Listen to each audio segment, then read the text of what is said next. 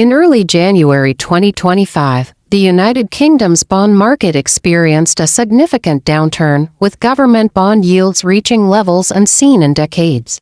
The 10-year gilt yield climbed to 4.82%, its highest since 2008, while the 30-year yield approached figures last observed in 1998.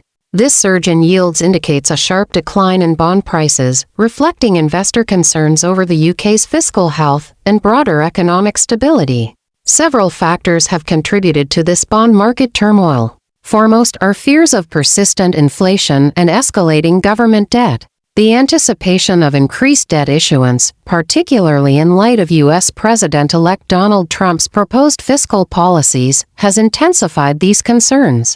Additionally, the UK's economic stagnation and the Labour government's fiscal strategies have further unsettled investors, leading to higher borrowing costs and heightened market volatility. The repercussions of the bond market sell-off are extensive, notably affecting UK households. Approximately 700,000 families are expected to face increased mortgage costs as their fixed-rate agreements conclude in 2025. This development compounds the financial strain on households already grappling with a cost-of-living crisis, potentially dampening consumer spending and slowing economic growth. The depreciation of the British pound has accompanied the bond market's decline. Sterling has fallen for 4 consecutive days, nearing a 14-month low against the dollar. This depreciation raises import costs, contributing to inflationary pressures and further complicating the economic landscape for policymakers and consumers alike. In response to the market instability, Chancellor Rachel Reeves has directed her cabinet to develop new strategies aimed at stimulating economic growth. However, the rising borrowing costs may necessitate reductions in public spending, challenging the government's commitment to fiscal stability and its ability to implement growth-oriented policies. Effectively, the concept of bond vigilantes has resurfaced amid this turmoil. These investors, who sell off bonds in response to fiscal policies they perceive as unsustainable, are exerting pressure on the UK government to maintain fiscal discipline.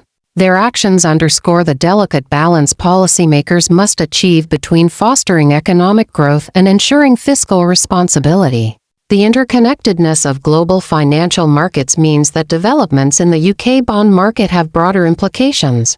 Rising U.S. Treasury yields have influenced bond markets worldwide, including the UK's, highlighting the susceptibility of national economies to international fiscal and monetary policies. This global perspective emphasizes the need for coordinated policy responses to address shared economic challenges. Firstly, thank you for watching, and don't forget to smash that like, subscribe, and notification bell for more global finance uncovered, as we continue to work hard and around the clock to always deliver and improve on our content for you. We would greatly appreciate your additional support by you clicking the like button, notification bell, and subscribe button and joining our channel's growth.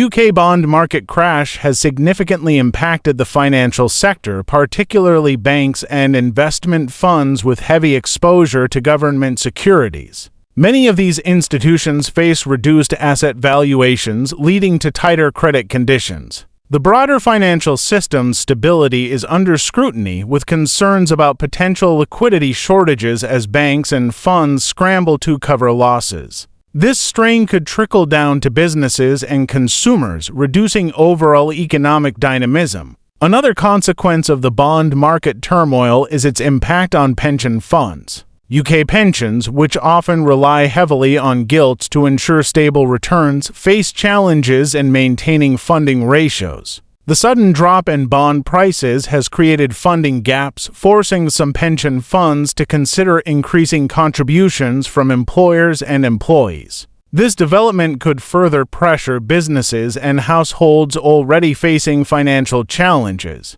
Investor confidence in the UK government's fiscal policies has been significantly eroded. Market participants question whether the Labour government's strategies can sufficiently address growing debt levels and stagnant economic growth. Without clear, actionable plans, this skepticism risks creating a vicious cycle of higher borrowing costs and reduced fiscal flexibility, exacerbating the economic challenges the UK faces. The bond crash has also reignited debates over the Bank of England's monetary policy. Critics argue that the central bank has not been aggressive enough in curbing inflation, while others contend that higher interest rates are worsening the economic situation. The policy dilemma highlights the difficult trade-offs between managing inflation, supporting growth, and ensuring financial stability, which will dominate policy discussions in the months ahead. International investors are also reassessing their exposure to UK assets, contributing to the pound's depreciation and bond sell-off.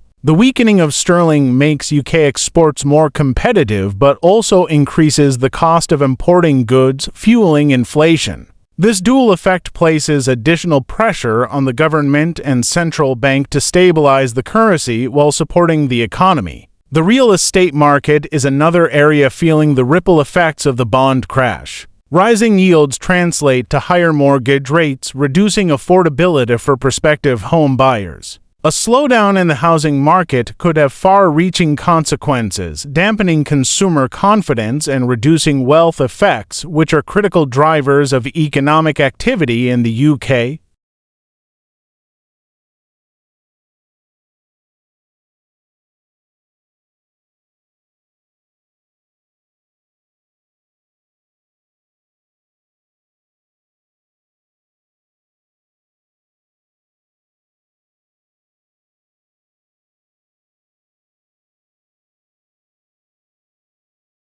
The geopolitical implications of the UK bond crash cannot be ignored. With the UK struggling to manage its economic challenges, its position as a financial hub is under threat. Compounded by Brexit-related uncertainties, the current turmoil could lead to a shift in investment flows toward other European financial centers, such as Frankfurt or Paris, diminishing the UK's influence on the global stage. The current crisis underscores the urgent need for structural reforms in the UK economy. The combination of high debt levels, low productivity growth, and inflationary pressures highlights vulnerabilities that must be addressed to restore market confidence. Policymakers must prioritize sustainable fiscal policies, investment in productivity-enhancing sectors, and measures to improve long-term economic resilience. The UK bond crash has also intensified discussions about the country's political stability.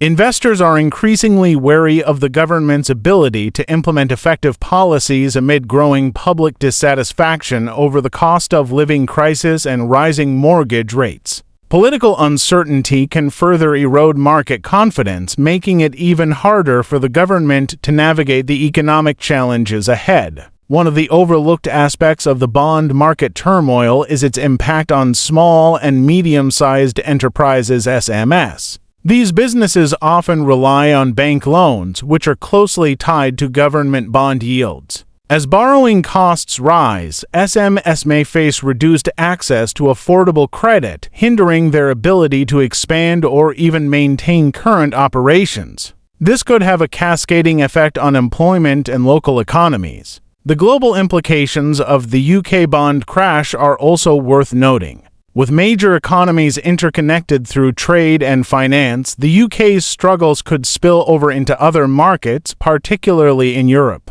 A sustained downturn in the UK could weaken demand for imports, affecting trading partners and amplifying economic uncertainties worldwide. This underscores the importance of international coordination in addressing economic instability. In the long term, the bond crash serves as a wake-up call for the UK government to rethink its economic priorities. The crisis highlights the vulnerabilities of an over-reliance on financial markets and low-cost borrowing. By investing in critical sectors such as technology, renewable energy, and infrastructure, the UK could lay the foundation for a more resilient economy. However, such reforms require political will and decisive action, both of which will be tested in the coming years. Thank you for watching, and don't forget to smash that subscribe, like, and notification bell for more global finance uncovered.